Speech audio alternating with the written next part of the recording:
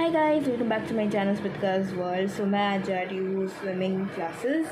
So first हमने लिया बस एंड देन बस में बैठते ही थोड़ा देर के बाद ही हम लोग पहुँच गए थे लेक। सो एक्चुअली बेसिकली हमें गोल पार्क उतरते हैं, वहाँ से थोड़ा चल के हम लोग पहुँच जाते हैं लेक।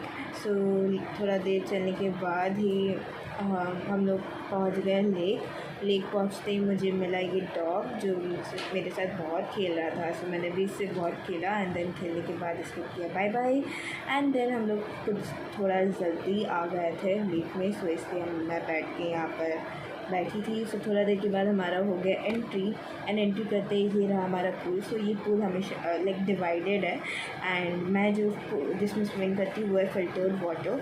सो हम लोग चेंजिंग रूम में आके फर्स्ट मैंने लॉकर में डाला अपना सारा सामान एंड सामान डालते ही मैं चले गई स्विमिंग सूट वूट पहनने एंड देन यहाँ मैं टोपी पहन के फिर चले गए शावर लेने एंड मैं शावर लेने के बाद चले गए स्विमिंग करने। सो स्विमिंग करने के बाद मैं फिर से लिया शावर एंड शावर करने के बाद मैं रेडी होने के बाद फिर चली गई मैं ब्रेकफास्ट करने कैंटीन एरिया में।